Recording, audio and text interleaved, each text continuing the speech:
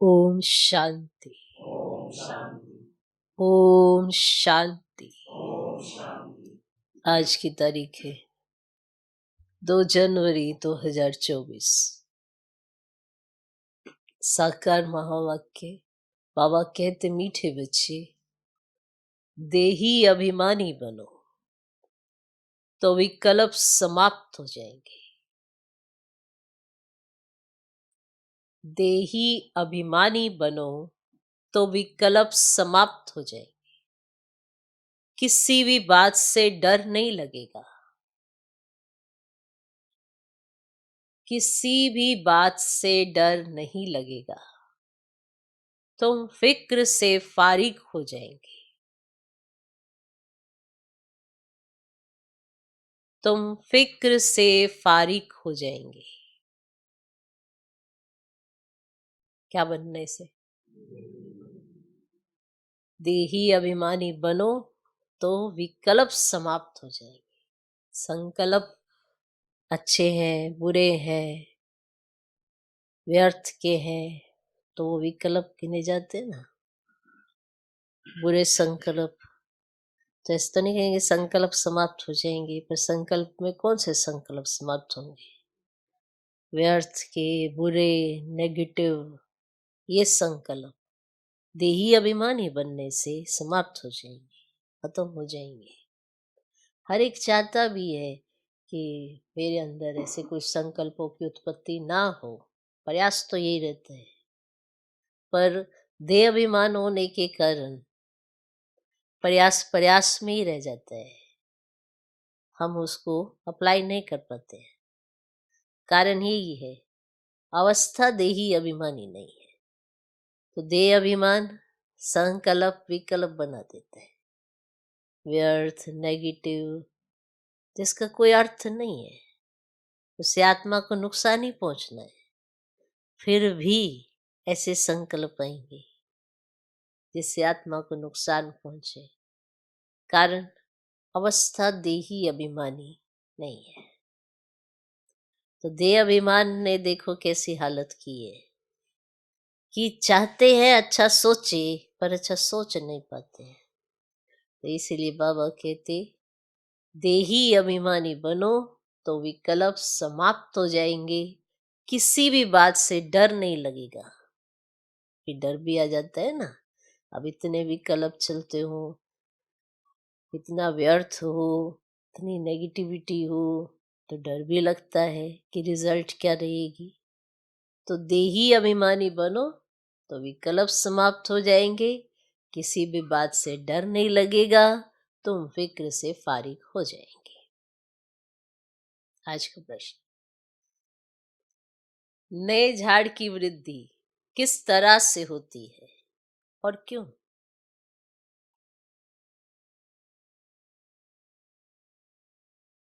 नए झाड़ की वृद्धि किस तरह से होती है और क्यों?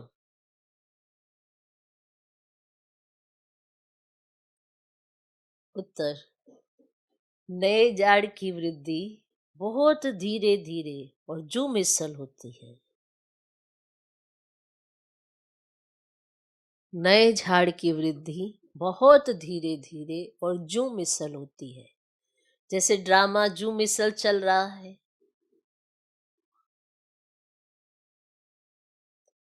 ऐसे ड्रामा अनुसार ये झाड़ भी धीरे धीरे वृद्धि को पाता है।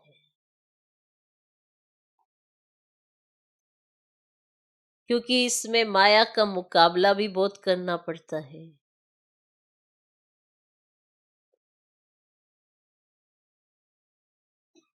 बच्चों को देही अभिमानी बनने में मेहनत लगती है।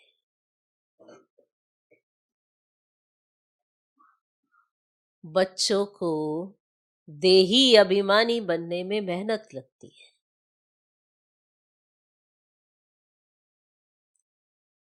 देही अभिमानी बने तो बहुत खुशी रहे।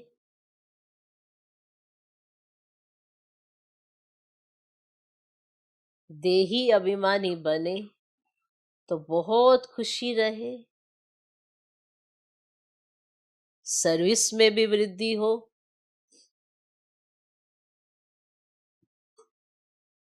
बाप और वर्षे की याद रहे तो बेड़ा पार हो जाए।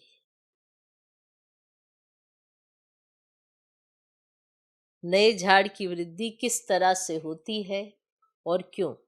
उत्तर, नए झाड़ की वृद्धि बहुत धीरे धीरे और जुमिसल होती है।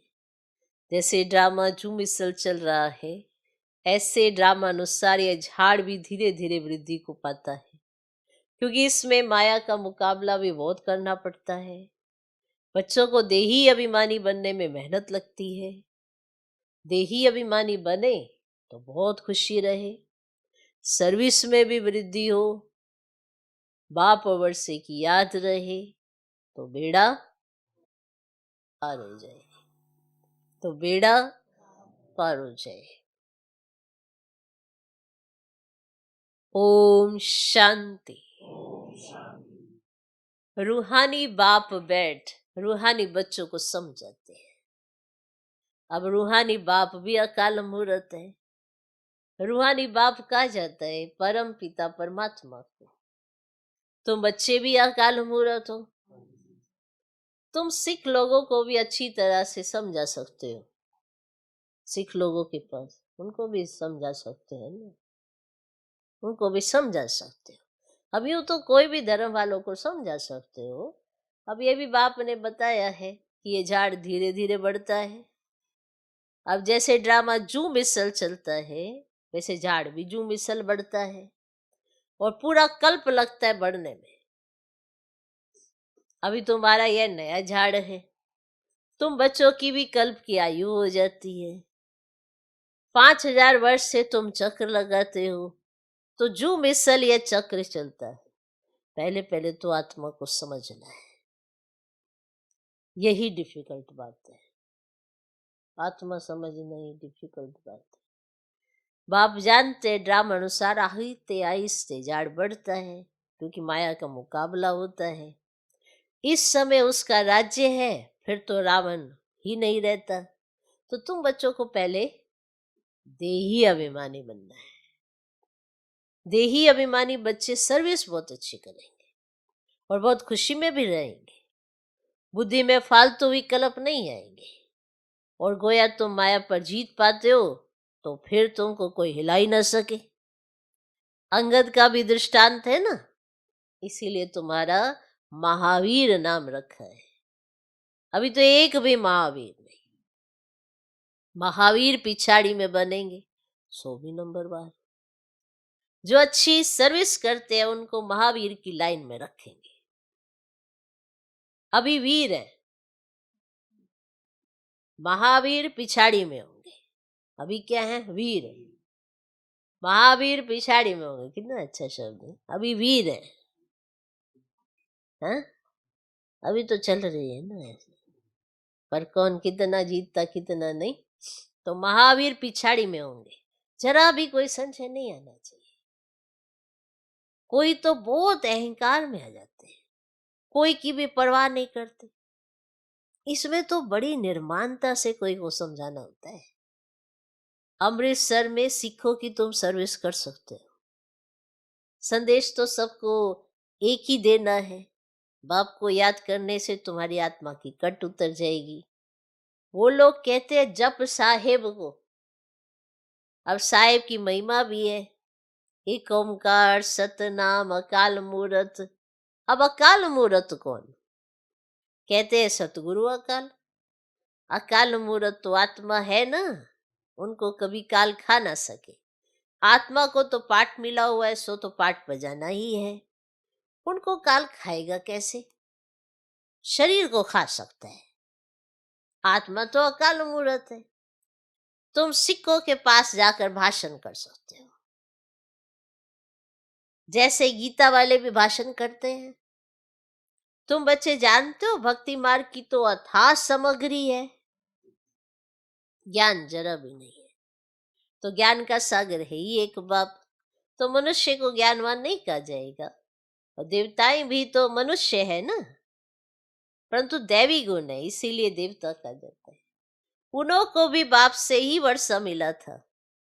तुम भी इस राजयोग से विश्व के मालिक बन रहे हो, सतगुरु अकाल कहते हैं ना, अब सत्य तो वह एक ही बाप है, वही पतित पावन है। दो बाप का भी परिचय देना है। तुमको भाषण के लिए 2 मिनट मिले तो भी बहुत है, 1 मिनट 1 सेकंड मिले तो भी बहुत है।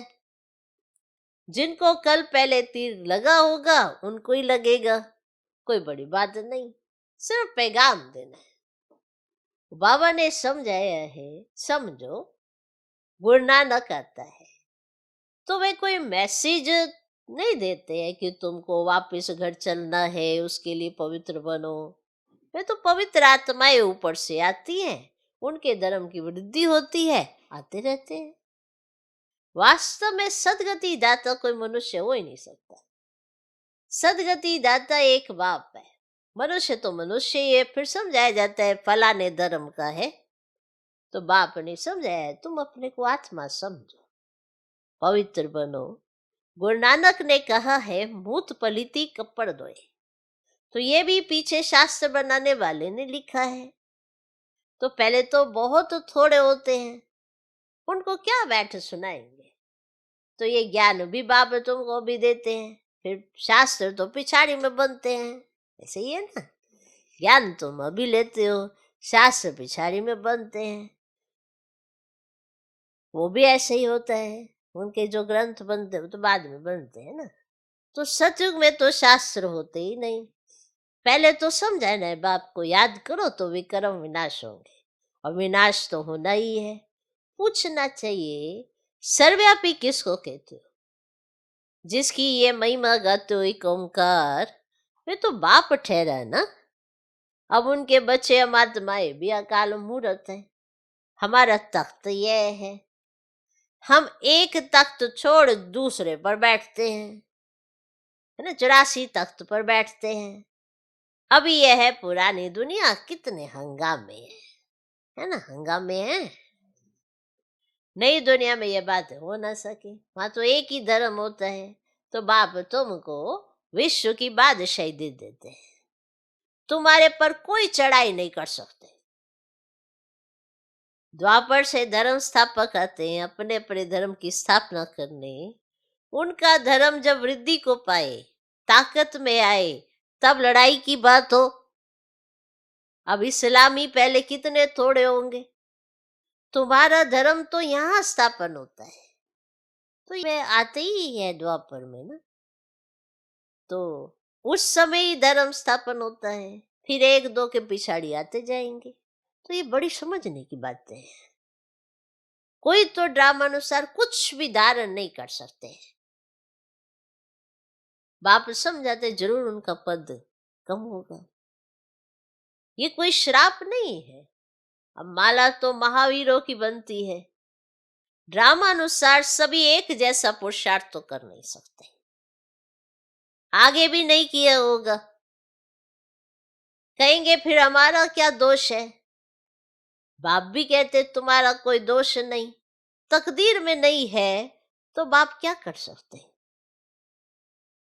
समझ सकते हैं कौन कौन किस पद के लायक है। सिखों को भी समझाना है कि साहेब को जपो तो सुख शांति मिले। उनको सुख तब मिलता है जब उनके धर्म की स्थापना होती है। अब तो सब नीचे आ चुके हैं। तुम मानते हो सतगुरु अकाल मूर्त, फिर गुरु किसको कहते हो, ऐसे उनसे बात करनी है। और सदगति देने वाला गुरु तो एक है, भक्ति सिखलाने वाला तो ढेर गुरु हो चाहिए। तो ज्ञान सिखलाने वाला एक बाप है। तो तुम माताएं उनको समझाओ कि ये कंगन जो तुम पहनते हो, तुम जो पहनते हो ना कंगन, ये भी पवित्रता की निशानी है। तुम्हारा वे मान लेंगे, क्योंकि तुम माताएं ही स्वर्ग का द्वार खोलने वाली हो। तुम माताओं को अभी ज्ञान का कलश मिला है, जिससे सबकी सदगति हो जाती है।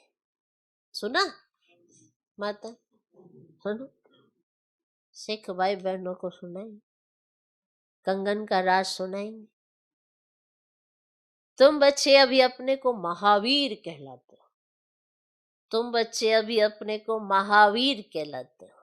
तुम कह सकते हो हम गृहस्थ व्यवहार में रह स्वर्ग की स्थापना कर रहे हैं, रात दिन का फर्क है। ये जटाएं भी पवित्रता की निशानी है। अकाल मूर्त पतित पावन बाप की महिमा पूरी करनी चाहिए।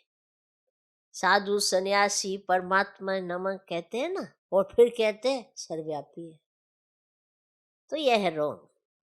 तो बाप की तुम खूब महिमा करो, बाप की महिमा से तुम तर जाते हो। तो जैसे कहानी है ना, राम राम कहने से पार हो जाएंगे, तो बाप भी कहते बाप को याद करने से विषय सागर से पार हो जाएंगे। तुम सबको मुक्ति में जाना ही है। तुम अमृतसर में जाकर भाषण करो, अमृतसर में जा कि तुम पुकारते हो सतगुरु अकाल मूर्त, परंतु वे अब कहते देह सहित दे के सब धर्मों को छोड़ अपने को आत्मा समझो, बाप को याद करो तो पाप भस्म हो जाएंगे, अंतमति सुगति हो जाएगी। और शिव बाबा काल मूर्त निराकार है, तुम आत्माएं भी निराकार हो। तो बाप कहते मेरा शरीर तो है नहीं, मैं लोन लेता हूँ, मैं आता ही पति तो दुनिया में हूँ, रावण पर जीत पाने, तो यहाँ ही डायरेक्शन दूंगा, क्योंकि पति तो होते ही पुराने दुनिया में है। तो नई दुनिया में तो एक ही देवी देवता धर्म था उस समय, और सब तो शांति धाम में रहते हैं। तो फिर नंबरवार सतरजोतम में आते हैं। तो जिनको सुख बहुत मिलता है उनको दुख भी बहुत मिलता है। तो तुम्हें सबको बाप का पैगाम देना है कि बाप को याद करो तो घर पहुंच जाएंगे। और सदगति सबकी तब होती है जब झाड़ पूरा होता है, सब आ जाते हैं, समझा? सदगति सबकी तब होती है जब झाड़ पूरा हो जाता है, सब ऊपर से नीचे आ जाता है, सदगति दाता भी नीचे आ जाता है। तो ऐसे तुम भी किसी को बहुत प्यार और धीरज से समझाओ।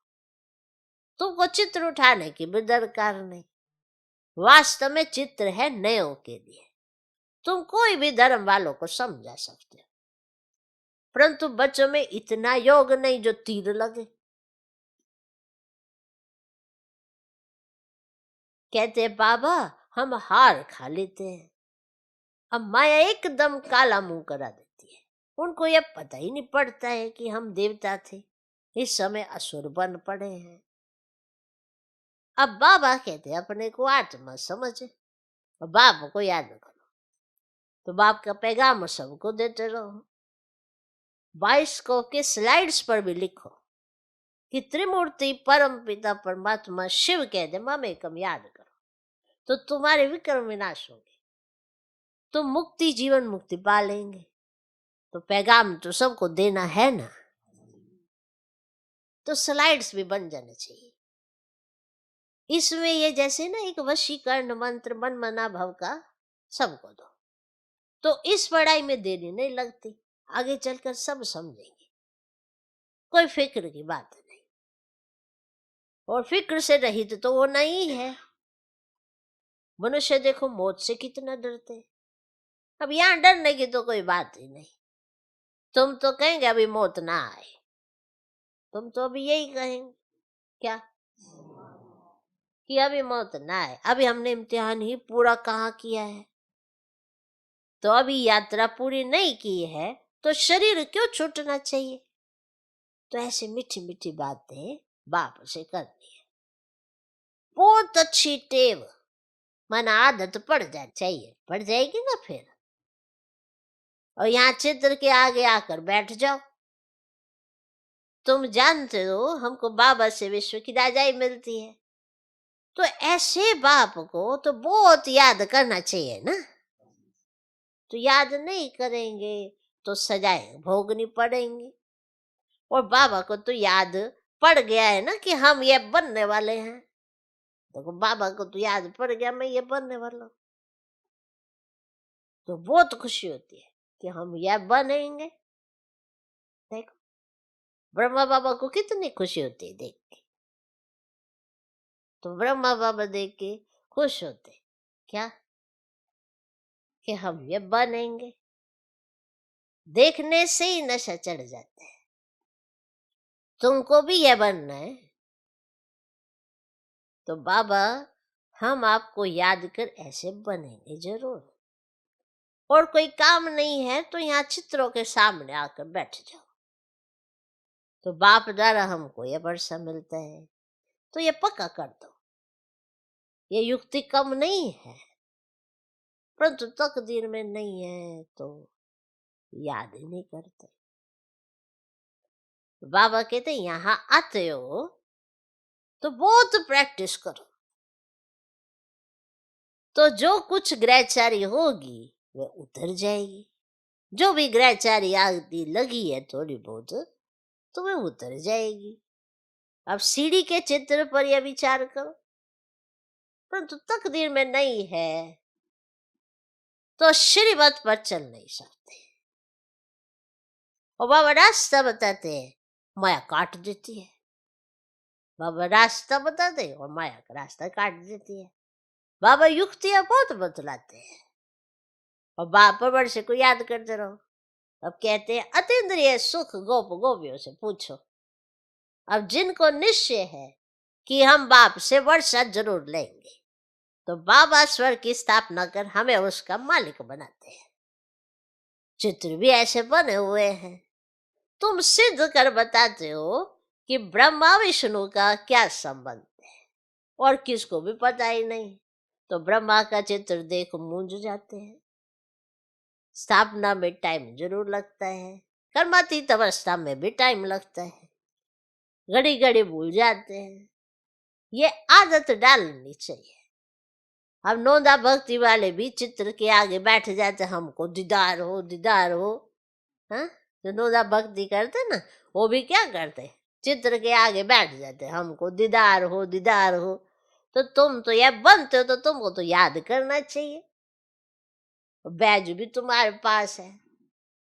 और बाबा अपना भक्ति मार्ग का मिसाल बताते हैं कि नारायण की मूर्ति से मेरा बहुत प्यार था। वह सब था भक्ति मार्ग। अब बाप कहते मम्मी कम याद करो और कुछ भी नहीं करना है। तो बाबा कहते हैं हम तो ओबीडेंट सर्वेंट हैं, हमें तो माथा क्यों टेकते हो। अच्छा, माता पिता बाप दादा का मीठे मीठे सिकिला दे बच्चों प्रति याद प्यार और गुड मॉर्निंग। रूहानी बाप की रूहानी बच्चों को नमस्ते। हम रूहानी बच्चों की भी रूहानी बाप को नमस्ते नमस्ते नमस्ते। Good morning good morning good morning. धारणा के लिए मुख्य सर पहला पॉइंट, निर्माणता का गुण धारण करना है।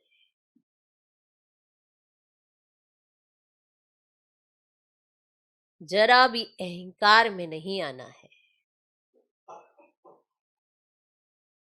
ऐसा महावीर बनना है जो माया हिला ना सके।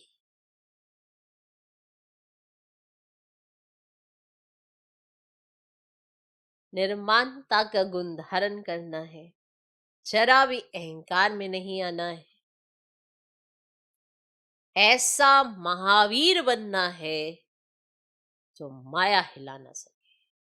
दूसरा पॉइंट, सभी को मन मना भव का वशीकरण मंत्र सुनाना है।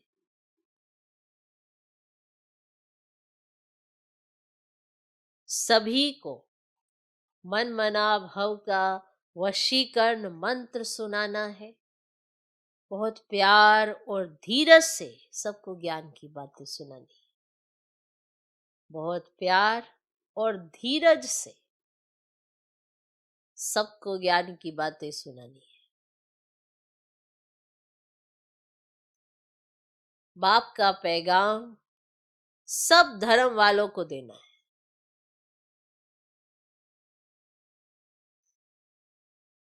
बाप का पैगाम सब धर्म वालों को देना है।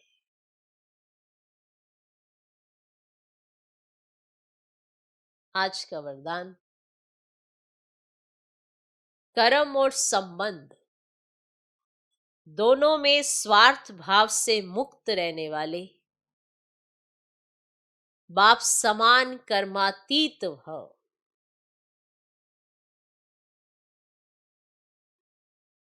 कर्म और संबंध दोनों में स्वार्थ भाव से मुक्त रहने वाले, बाप समान कर्मातीत भव।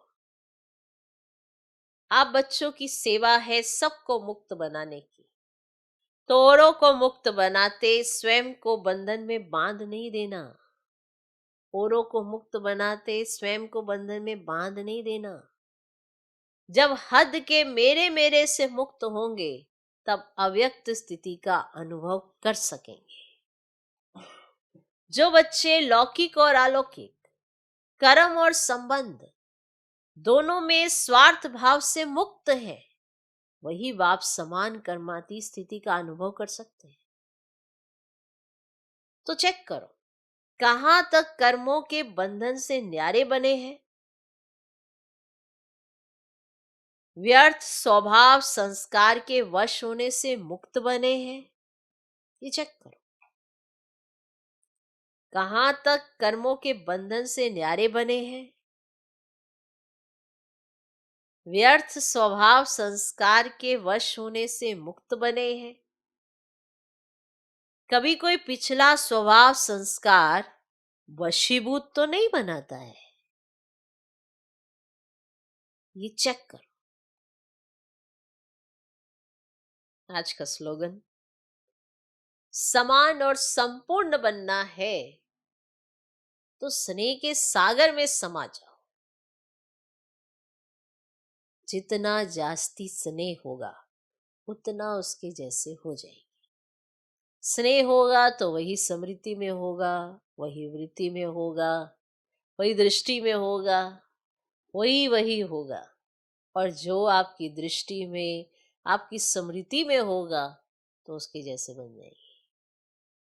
कौन रहता मेरी स्मृति में ज्यादा, ये भी देखना बहुत जरूरी है।